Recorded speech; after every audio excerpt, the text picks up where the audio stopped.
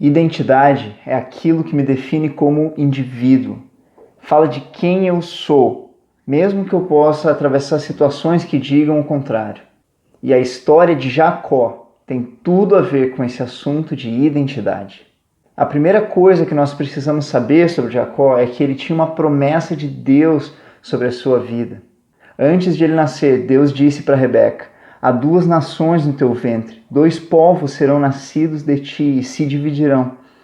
Um povo será mais forte que o outro e o mais velho será servo do mais moço. Mas mesmo sabendo dessa promessa linda de Deus para a sua vida, ele sempre se viu como estando na sombra do seu irmão. Para ajudar nesse problema, ainda por cima é dito que o pai deles amava Esaú.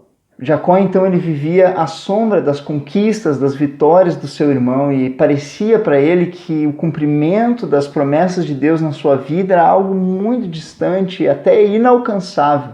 Por isso, ele começou a acreditar que a única forma dele alcançar as promessas de Deus para a sua vida seria se ele criasse o seu próprio caminho com as suas próprias habilidades. E por causa disso, Jacó se tornou um enganador. Ele enganava todos sempre que possível. Uma vez ele se utilizou de um momento de fragilidade do seu irmão para roubar o seu direito de primogenitura. Mas se você olhar para a história de homens como Abel, José ou Davi, você vai ver que ninguém precisa ser primogênito para ser abençoado por Deus. Até a própria promessa que Deus fez para ele considerava o fato de que ele era o irmão mais novo. Então ele não precisava roubar a primogenitura. Mas aqui entra uma outra característica de Jacó. Ele era um homem medroso, inseguro. Ele enganava e manipulava as pessoas, e quanto mais ele fazia isso, mais inseguro e mais medroso ele se tornava. Tanto foi assim que ele teve que fugir para um outro país por medo da ira do seu irmão. Então ele foi para Padã Arã, o país da onde veio a sua família. No caminho de Padã Arã, ele teve uma visão, uma experiência maravilhosa, onde Deus se revelou em Cristo como sendo uma escada que liga os céus à terra. Essa experiência foi tão importante, não só para ele, mas na história, que o próprio Jesus, em João, no capítulo 1, cita essa experiência. Ele diz que ele é a escada que liga os céus à terra. Deus então se revela para Jacó e renova suas promessas para ele. Mas Jacó era um homem inacreditável. Ele tenta manipular o próprio Deus. Ele diz: se Deus for comigo e me guardar e me der pão e roupa, de modo que eu volte em paz para minha terra, então o Senhor será o meu Deus. Vocês percebem como ele se move pelo medo? Medo de ser rejeitado, medo de ser esquecido, medo do perigo. E por causa disso ele sempre manipula, porque ele vive com medo. O que ele não sabia era que o Senhor já era o seu Deus. Não porque ele escolheu a Deus, mas porque Deus escolheu a ele e o amou mesmo apesar dos seus defeitos e das suas fragilidades. Então ele segue viagem, chega até Padã Arã e lá ele se depara com esse homem chamado Labão. Labão é exatamente como Jacó, mas muito pior. A primeira vez que Labão aparece na Bíblia é em Gênesis, no capítulo 24, e lá ele aparece como um jovem já extremamente manipulador e pegajoso, e agora ele é ainda mais experiente na sua manipulação. E esse homem era da linhagem da família de Jacó e acabou se tornando sogro de Jacó. Então imagine a situação. Mas é esse homem que Deus vai usar para trabalhar na vida de Jacó.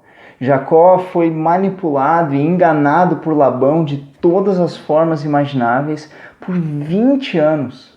Bom, vocês lembram que Jacó se move pelo medo? Depois desses 20 anos de manipulações, ele decide então ir embora. O que ele faz? Ele foge. Ele pega a sua família e sai sem contar nada para ninguém. Labão então pega os seus homens, monta um pequeno exército e persegue Jacó, porque ele achava que a família de Jacó tinha roubado alguns utensílios da sua casa.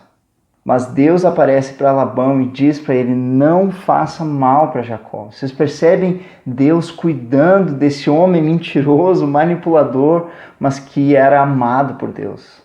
Deus tinha um propósito na sua vida e por isso ele estava cuidando dele. Então quando Labão e Jacó se encontram ali em uma montanha, acontece algo muito interessante. Jacó ele tem uma crise de ira. É como se ele tivesse chegado no limite. Diz ali que se irou Jacó e altercou com Labão, dizendo: qual é a minha transgressão? Qual o meu pecado que tão furiosamente me tem perseguido? Onde estão os utensílios da tua casa? Coloca aqui diante dos nossos irmãos para que julguem entre nós.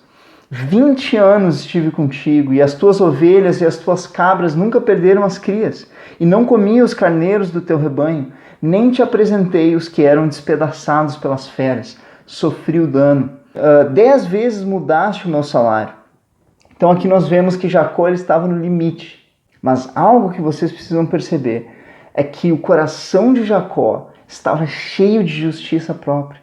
Ele pergunta: qual é a minha transgressão? Qual é o meu pecado? Como se ele não tivesse pecado. Ele estava completamente cego. Mas Deus permitiu esses 20 anos para que Jacó chegasse então no seu limite. Não porque Deus seja mau ou goste de nos ver sofrer, mas porque Deus sabe que quando nós chegamos no fim das nossas possibilidades, é mais fácil nós olharmos para o Deus dos impossíveis. E Deus faz assim também conosco, seus filhos. Ele vai permitir situações porque nos ama, que nos levem ao fim de nós mesmos, das nossas possibilidades e revelem o nosso coração.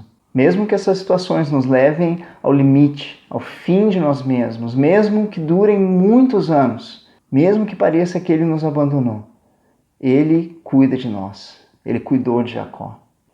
Mas graças a Deus, porque Labão não é o fim da história.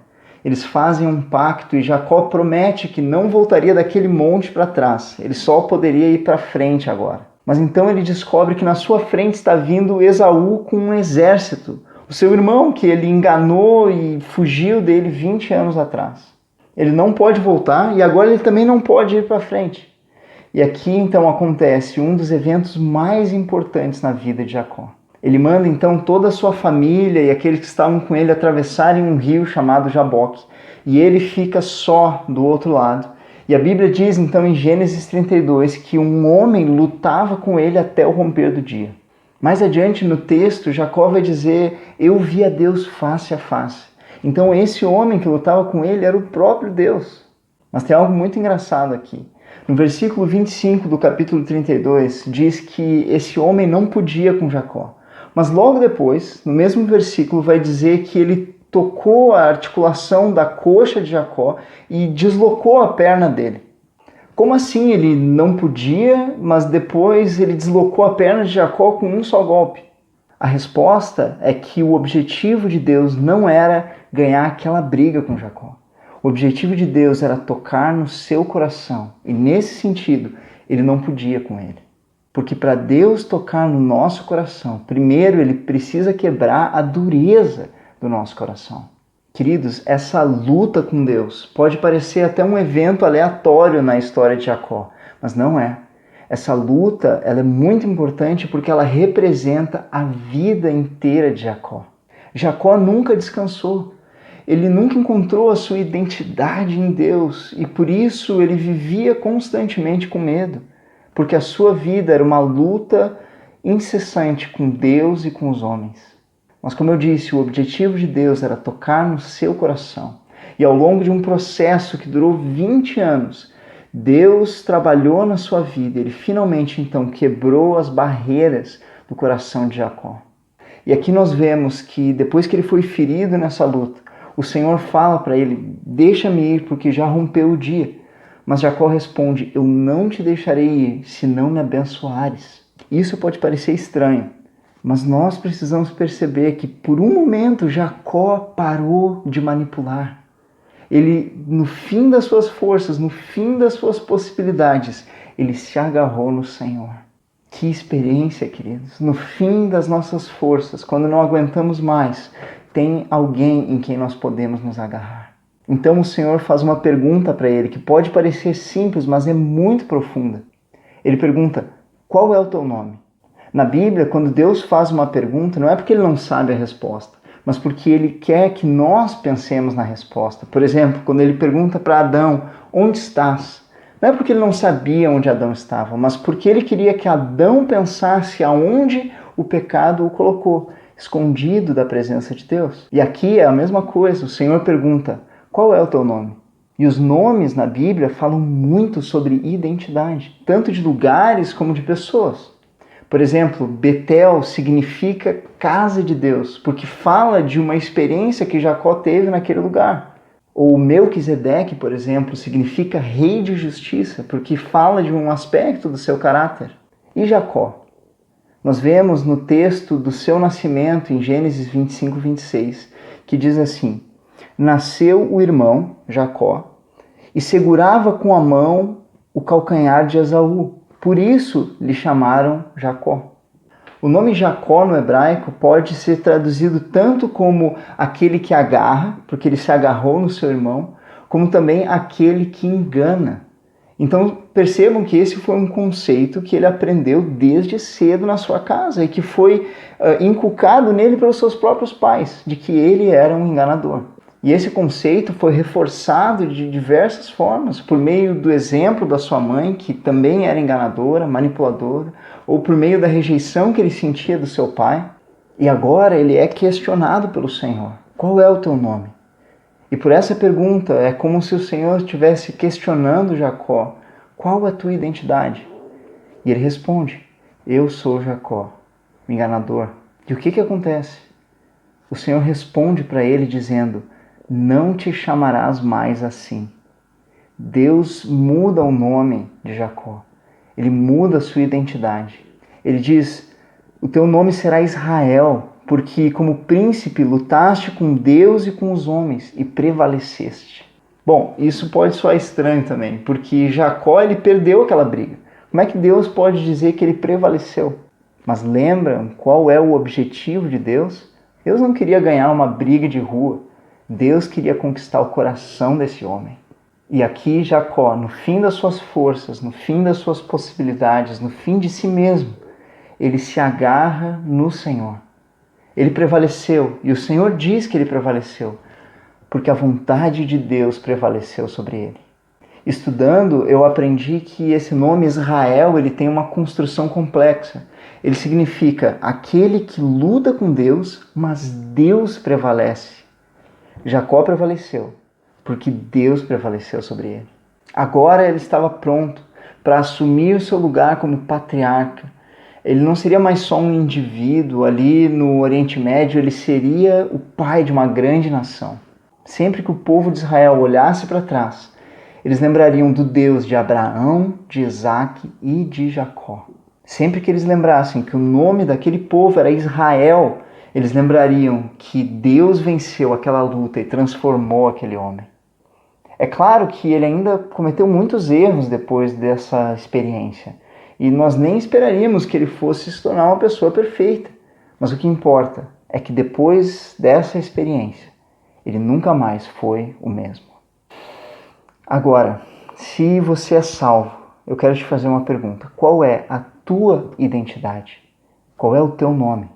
Porque nós vimos toda essa experiência de Jacó, mas Paulo diz em Romanos 15 que tudo que outrora foi escrito, para o nosso ensino foi escrito. Deus quer nos ensinar algo com tudo isso. Talvez a situação na tua vida, enquanto tu assiste esse vídeo, seja como no início da vida de Jacó. Tu te sente esquecido, tu te sente desvalorizado. Ou talvez a tua situação seja como foi a situação de Jacó naqueles anos em Padã Arã. Deus usando um instrumento na tua vida para quebrar o teu coração. Esse instrumento pode ser uma pessoa, como foi Labão, mas pode ser também uma doença, pode ser alguma dificuldade no trabalho, no ministério, no casamento. Ou talvez a tua situação seja como a de Jacó no Val do Jaboque, com problemas atrás e problemas vindo mais adiante, no fim dos teus recursos, no fim das tuas possibilidades. Eu não sei, mas uma coisa eu sei. Quando chegamos no fim de nós mesmos, há um Deus em quem nós podemos nos agarrar. E esse Deus te pergunta: qual é a tua identidade? Queridos, nós deixamos tantas coisas nos definirem, coisas que nos foram ensinadas, coisas que foram ditas contra nós, e às vezes é como se carregássemos uma placa que diz que eu não vou mudar, eu nasci assim, eu vou morrer desse jeito. Mas saiba que Deus tem uma opinião diferente. Ele nos chama de filhos e filhas. filhos aceitos em Cristo, amados em Cristo, aprovados em Cristo. Deus quer que as nossas lutas, que existem e muitas vezes são diversas, mas que nos levem para Ele, para que Ele possa prevalecer. E qual é a vitória que Ele quer alcançar sobre nós?